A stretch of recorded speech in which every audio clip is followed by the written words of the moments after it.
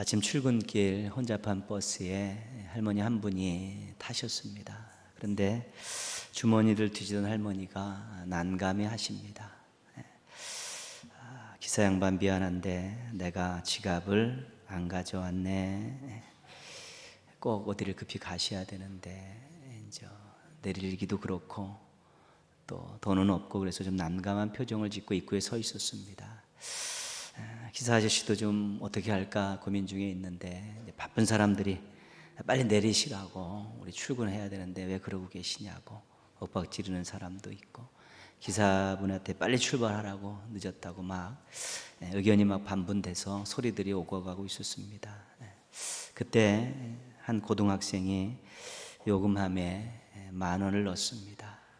그리고 이 돈으로 할머니 차비하시고 다음에 또 이런 분들이 있으면 그분들 차비하십시오, 그렇게 이야기했습니다. 갑자기 버스 안이 아주 숙연해지면서 모두가 다 잠잠한데 또 마음 한구석에는 그 학생의 그런 행동 때문에 따뜻함을 느끼게 되었습니다.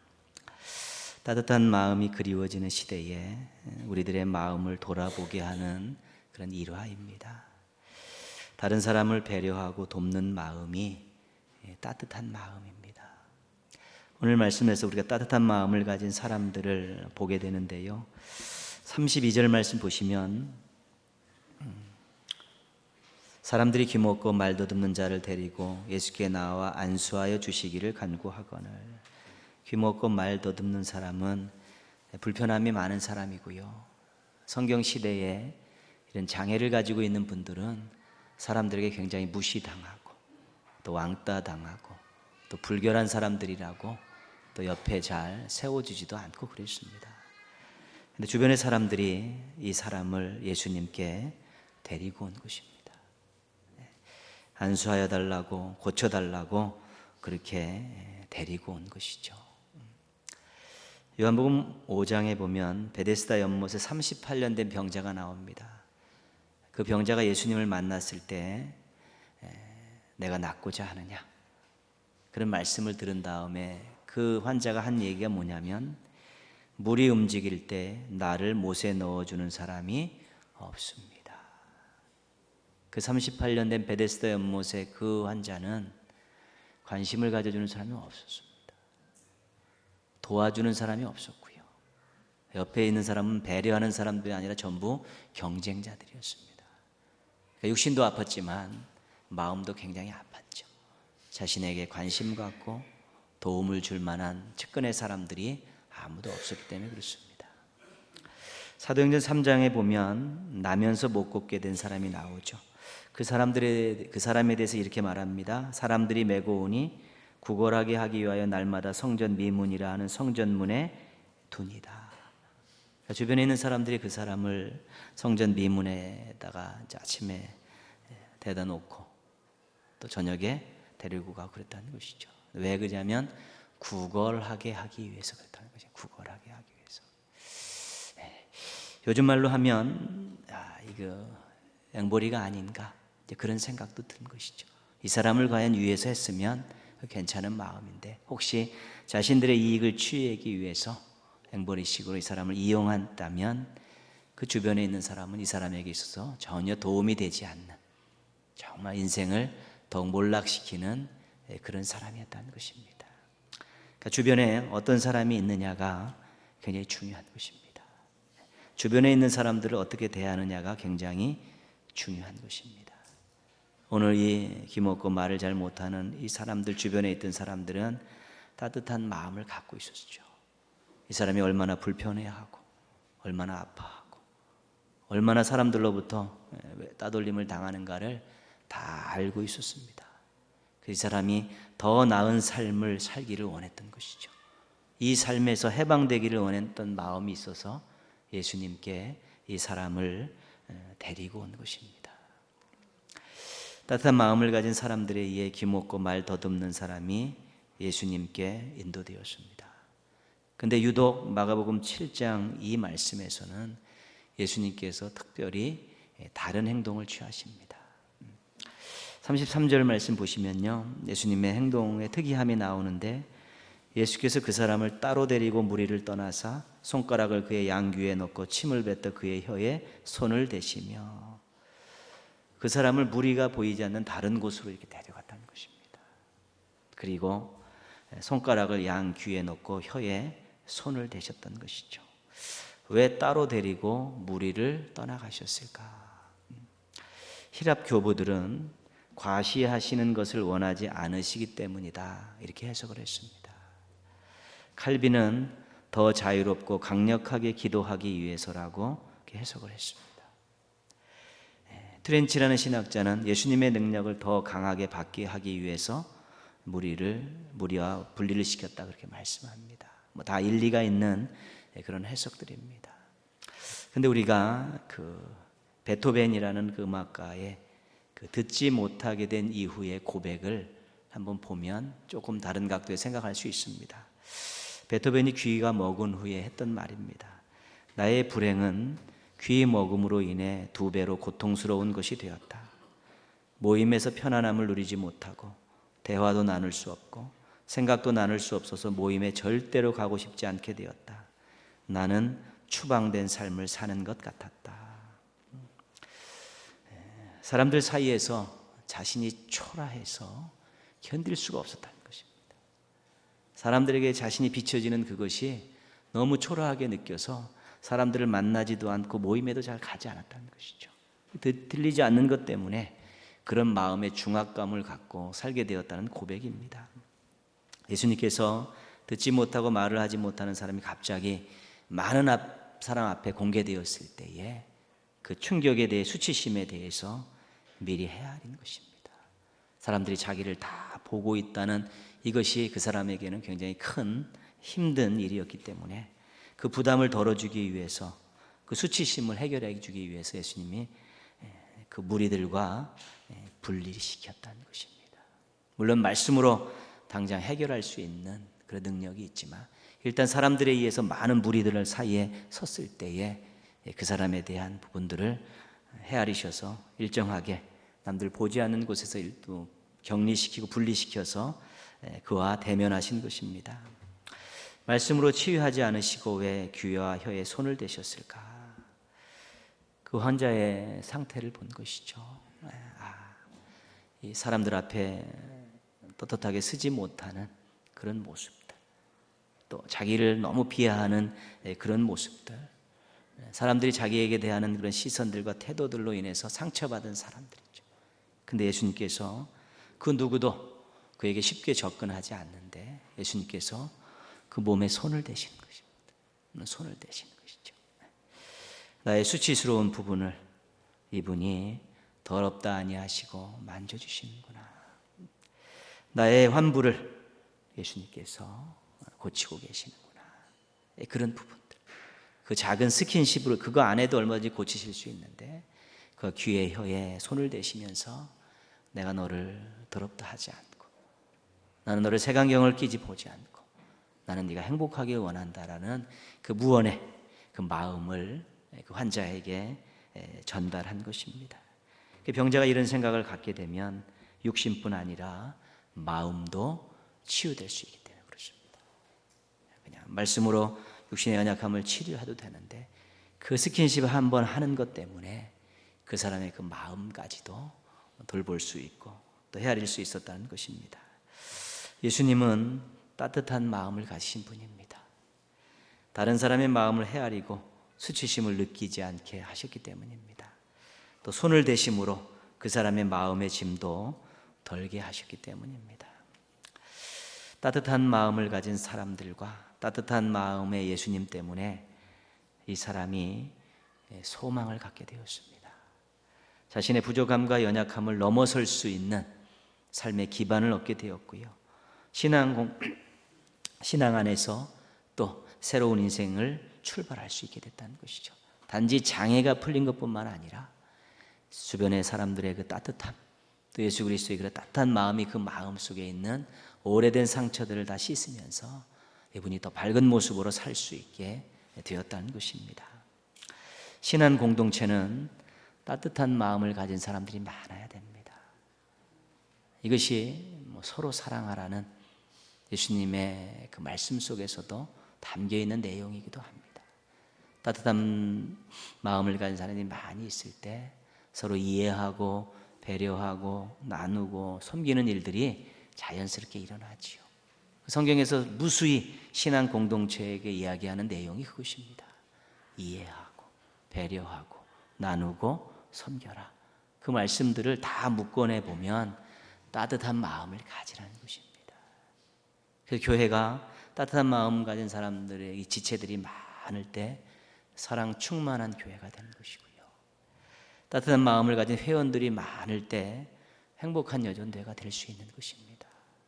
무엇보다도 따뜻한 마음을 품으려고 지체로서 또 회원으로서 노력해서 내가 속해 있는 공동체가, 신앙 공동체가 정말 사랑 충만한 공동체로 만드는 것은 우리 모두의 책임입니다. 나 하나가 미꾸라지가 되지 않아야겠다라는 그런 마음들 품는 것과 더불어서 내가 따뜻한 마음을 품고 내가 먼저 이해하고 배려하고 섬기고 나누겠다, 이런 마음들을 가지면 그 공동체는 훈훈하고 행복하고 사랑이 넘치는 공동체가 될 수 있는데, 그 공동체를 하나님께서 사용하시는 것입니다. 그 공동체에 소망을 두고 하나님께서 역사하시는 것입니다. 예수님도 따뜻한 마음을 가지셨고, 이 어려운 삶을 사는 사람들을 데리고 온 사람들도 따뜻한 마음을 가졌다. 따뜻한 마음을 가진 사람들이 뭉치면 한 사람을 살릴 수 있고요, 여러 사람들에게 또 힘을 줄 수 있고, 하나님 기뻐하시는 일들을 다 해낼 수 있게 되는 것입니다. 동인의 모든 성도들은 우리 따뜻한 마음을 가진 지체가 되기를 소망하십시오. 그리고 오늘 여전대 회원들은 따뜻한 마음을 가진 회원들이 되겠다고 다짐하십시오. 그래서 교회가, 여전도회가 사랑 충만해서 서로의 아픔을 보듬어 안고 서로에게 위로와 용기를 주고 또 하나님이 맡겨주신 귀한 일들을 잘 감당하는 놀라운 역사가 있기를 주님의 이름으로 축원합니다. 예. 이 따뜻한 마음을 가진 사람들이 귀먹고 말 더듬는 이 병자를 예수님께 데리고 왔습니다. 데리고 온 이유가 무엇일까요? 고쳐달라는 것입니다. 근데 그들이 고쳐달라고 하는 그 이면에는 무엇이 있냐면 믿음이 있는 것입니다.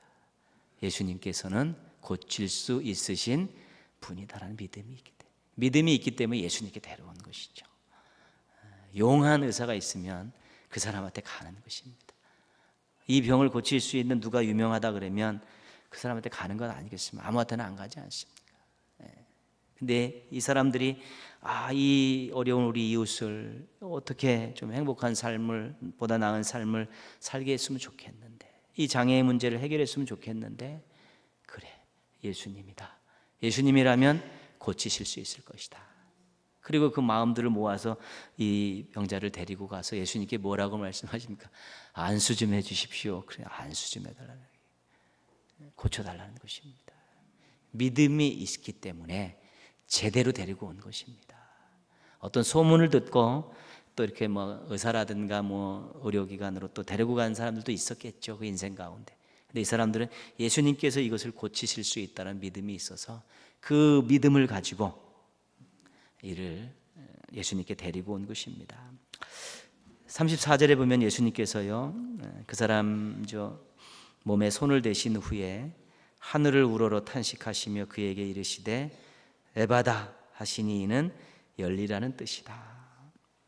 에바다, 막힌 귀가 열리고 얽힌 혀가 풀리라는 명령입니다. 권세를 가지신 외침입니다. 그 어떤 것도 개입할 수 없는 뜨거운 선포입니다. 예수님의 불같이 뜨거운 명령이 기적의 역사를 일으킨 것입니다. 그래서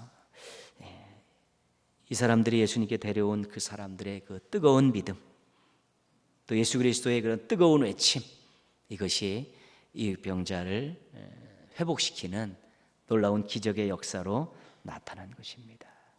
믿음은 뜨거워야 합니다. 뜨뜻미지근해도 안 되죠. 믿음은 뜨거워야 합니다. 불신과 의심을 태워버릴 수 있을 정도로 뜨거운 믿음이 역사를 일으키는 것입니다. 말씀에 장작을 쌓고 기도에 불을 붙여 뜨거운 믿음을 준비해야 합니다.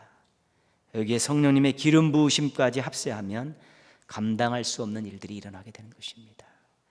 예수님의 뜨거운 명령과 선포를 이끌어낼 수 있기 때문에 그렇습니다. 그래서 교회 안에는 정말 뜨거운 믿음을 가진 성도들이 많아야 됩니다. 하나님을 향해 불타오르는 그런 믿음을 가지고 부르짖어 기도하고 하나님의 능력과 확실히 사랑을 믿고 뜨겁게 열정을 가지고 일하는 그런 성도들이 많을 때 교회가 주님 앞에 쓰임받는 교회로 우뚝 설 수 있는 것입니다. 냉랭하고 미직직지근하고 뜨뜻미지근한 그런 믿음의 구성원들이 많이 있으면 늘 그냥 제자리 걸음할 수밖에 없습니다. 그냥 그렇게 살아갈 수밖에 없습니다. 여전대 회원들이 정말 뜨거운 믿음을 가지고 서로 합세해야 되는 것입니다. 하나님께서 어떻게 사용하실까를 소망하면서 기대하면서 정말 뜨겁게 기도하고 또 뜨거운 열정을 가지고 일할 수 있을 때 여전도회가 정말 하나님의 의로운 오른손에 붙들린 아름다운 여전도회가 되어질 수 있게 되는 것입니다.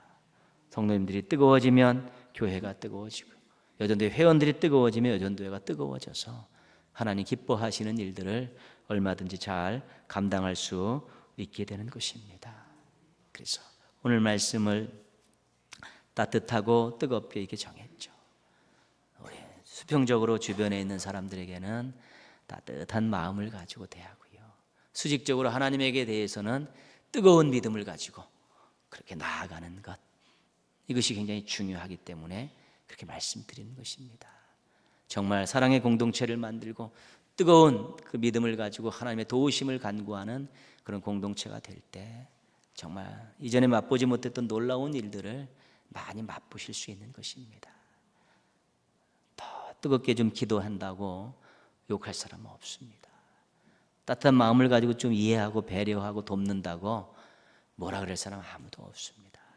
그것은 자신의 믿음을 위해서 하나님 앞에서 자신의 받은 은혜를 생각하면서 따뜻함과 뜨거움을 잘 유지해 나가는 것이 정말 필요한 것입니다.